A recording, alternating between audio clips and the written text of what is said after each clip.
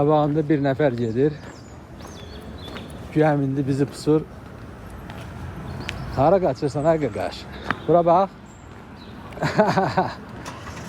Qaçır. Hə, çəkirəm səni.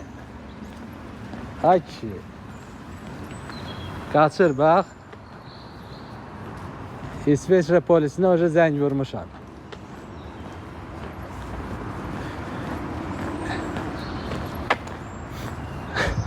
Buna bax. Videoya çəkirik səni.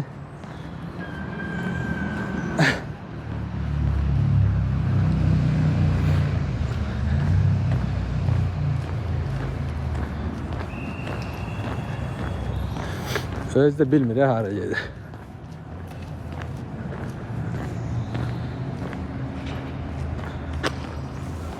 Ay.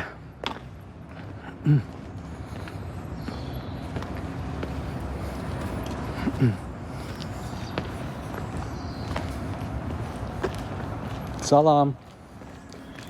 Səhərdən görürəm yaman məni izləyirsən. Özümü təqdim elə görüm. Hara qaçırsan? Ha? Avaram bir av. Uğraşın bir uğraş. Çək abını göt görələ. Cındır oğlum.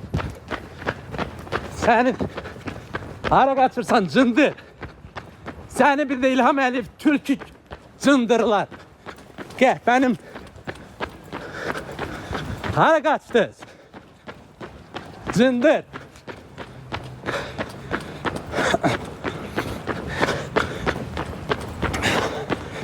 Siz mi?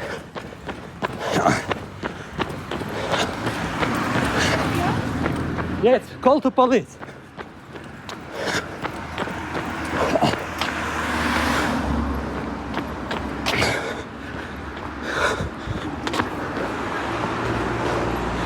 Where?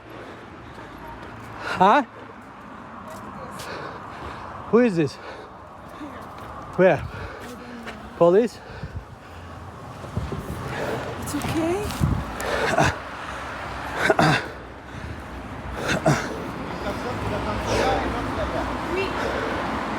Nereye kaçtı?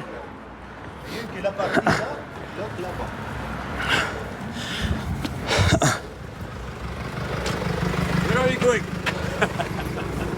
See you.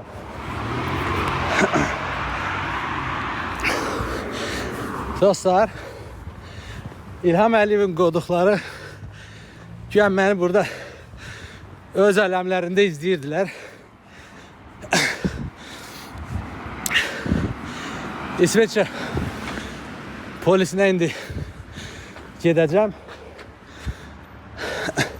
Ты видела двоих? Снимала? Почему?